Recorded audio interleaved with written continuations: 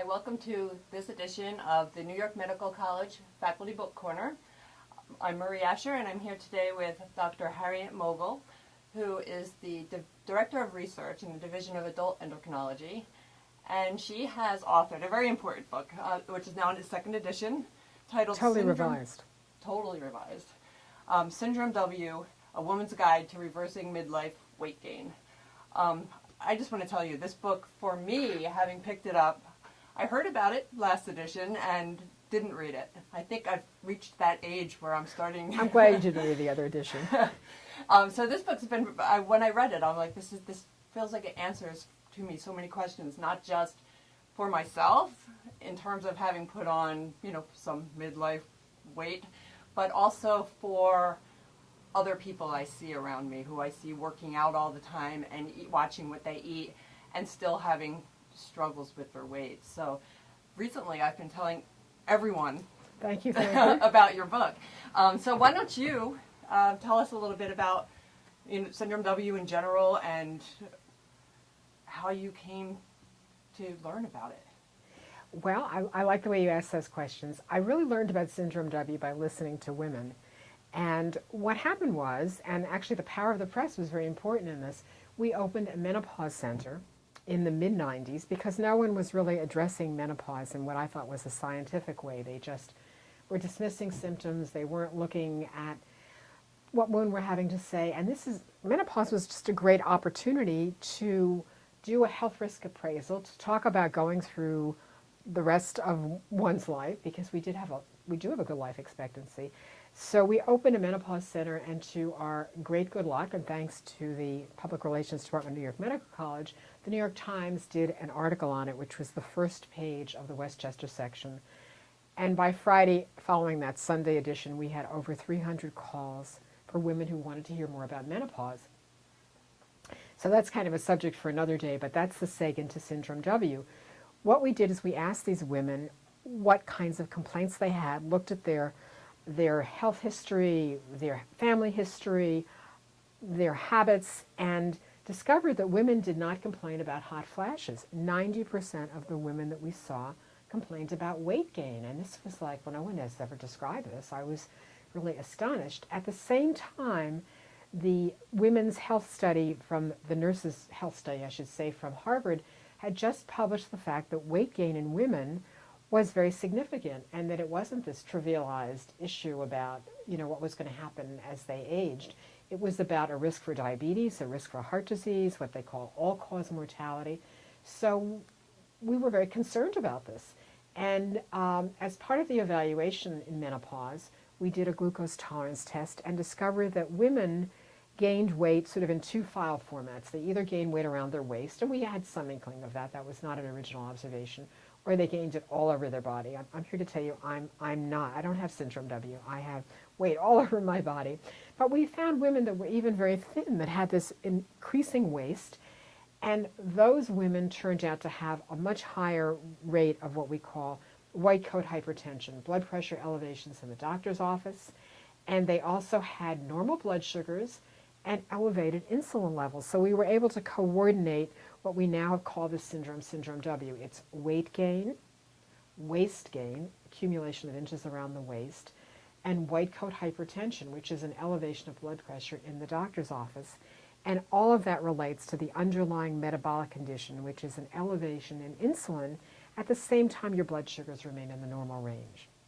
Okay, so the insulin, just to sort of have some understanding of the way insulin acts on your blood sugar, how is it that an elevation of insulin causes or is related to weight gain?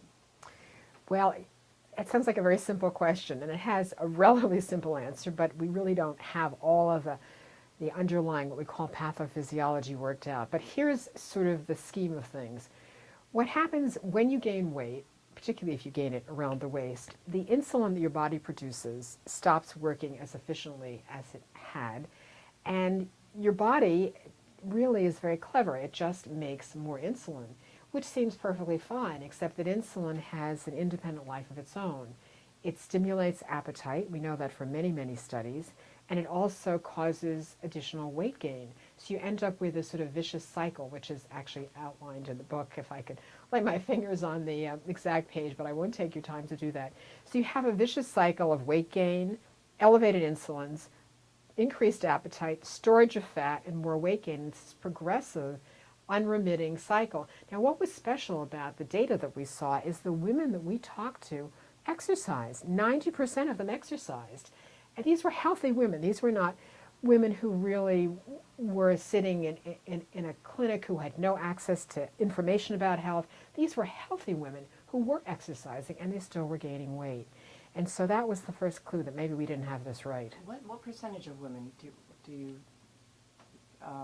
find approximately, or have you experienced that come into your clinic who have Syndrome W? Well, that's a great question. There's actually a poster up there about it. When the first book came out, we had a lot of phone calls and appointments, as you can imagine, and I was interested in how many women who thought they read this book, basically, the book spoke to them, and they made an appointment to see whether they had the syndrome. And 80% of the women who identified themselves with the syndrome did have it. I mean, it was amazing to me. That is amazing. And the most amazing thing to me was that I thought, you know, I'm sort of the expert in Syndrome W, it's my syndrome. I thought I could really tell who had Syndrome W. Well, I was wrong. The classic Syndrome W was easy to find, but I had women that came in and I really didn't think they had Syndrome W. They had, you know, they had gained some weight around the waist, but they had really gained it all over. They didn't have a family history. And this is actually a very important point. There's been a hue and cry about the family history of diabetes as a predictor of these things. In the women that we saw, we had family history was not at all predictive. We saw the same number of women with a family history of diabetes that had Syndrome W who didn't. And that has been so in the last 15 years of our research. So the idea that, well, I don't have a family history, and really that doesn't rule it out. And unfortunately, for many doctors, that's sort of the first little red flag that's supposed to go off. So these women came in, and 80% of them actually had Syndrome W, which was amazing to me. And what it said was that intelligent women, and I use intelligent not based on IQ, but women who were interested in their health, who read about a syndrome, who went in for testing, really did have some insight into what was going on in their bodies. And the fact that they were saying, you know, I really do exercise, and I really do try and diet, and nothing is working, was relevant. Right. How about across, you know, actually I was telling somebody about this, and she thought maybe it's tied into the American diet. Well, that certainly is a part of it, but again, I think we blame too many things on diet. I mean, yes, we have to diet. Yes, we have a regimen for treating Syndrome W, and we just completed a study on it. And yes, it does involve medication, but we know that if you take the medication, you don't diet, it's not going to work. I mean, the problem is that many of these women are trying to diet, but because of the metabolic issues with Syndrome W, they're really not sufficiently able to diet. And I have patients who come in, and in fact, I think of one of the first ones who now is 80 pounds less than when I saw her. Wow. And when she came back on her first visit, I said, oh, you've really gotten with this diet. And she looked at me, she said, no, she said, I haven't changed my diet at all. She said, I just added the metformin. So there were people who were dieting, and it just wasn't working. So let's talk about that. So it's treatable. It's treatable. That's the good news. So it is treatable. How's it treatable? So what we do is, again, this is sort of simple. If you have a disorder that you think is due to excess insulin, and we have medications that reduce the insulin production in the body in a very natural way, and in ways that we're just finding more and more about, then what we do is we have a diet that reduces insulin production, particularly early in the day, in combination with a medication that's been around for several hundred years, which we know ultimately improves insulin resistance and lowers the insulin the body has to make to keep things at bay. So we really have a wonderful regimen. It's safe. I mean, as I'm fond of saying, when the hottest and greatest and newest anti-obesity drug comes down the pike, we won't have the 100-year track record we have with this very old and very inexpensive medication. So it's a lower dose of the same medication that's used to treat diabetes. Actually, it's the same dose. The same dose. And that's you just raised so many good points. There are some people that feel, well, logically you use this dose for diabetes, and this is sort of a stage before diabetes, so we use a lower dose. The problem is the lower dose really doesn't work. So they give up and they say, oh, metformin didn't work for me. In fact, I saw somebody that I was skiing with a couple of days ago who is on insulin when he really should be on metformin, because he said, well, the metformin didn't work. And I said, well, what dose did they use? And he said, 1,000 milligrams. And I said, but the dose is 2,000 milligrams. And you do have to get to that critical dose. Right. And so that's one of the important issues. And there are doctors that, you know, look at women who are trying to diet, and gynecologists who are treating a younger version of this polycystic ovarian syndrome, who do understand that there is something real going on. It's not just that women are overestimating their exercise and underestimating their caloric intake. But in the so meantime, it's catching on slowly. Patients will have to advocate for themselves a little, educate themselves. Absolutely. And you know, this book is definitely the place to get the information about the syndrome, and hopefully they can bring this information to their physicians. But men do get this syndrome also, and it isn't just confined to women, and children get it as well. I mean, this epidemic of childhood obesity could be addressed very, very well with this regimen, particularly if we measured insulin levels and just didn't dismiss kids who were not even pre-diabetic. So there really is a message for men and for adolescents as well. Also, actually what I was going to ask, the treatment, largely you're using metformin, a drug, but you also recommend changes in diet, which is a modified carbohydrate diet. It's actually a very exciting diet, and I want to just say to that for a second. We did a randomized clinical trial, the gold standard, a way of evaluating anything, and we had a placebo phase where women were just on the diet and they lost weight. And, you know, I was influenced by the fact that by the time patients come to see me, they've already been dieting. And so I didn't really think the diet alone would make a difference. But we looked at women both at Einstein, our colleagues to the south, and at our site, and they were very, very different, ethnically very, very different. 37% of their site was non-Caucasian, in contrast to 5% of our site. And with 4 workshops, which I scripted with our nutritionist, our study nutritionist, patients lost 3.8% of their body weight at both sites in 6 weeks, and it stayed off for another 8 weeks until we could randomize them. So people were dieting, but they weren't dieting the right way. For this condition. Absolutely, exactly. And what we do, and it's the only diet like this, and I'm sort of getting ready to talk about this a little more. I'm hoping to have that opportunity.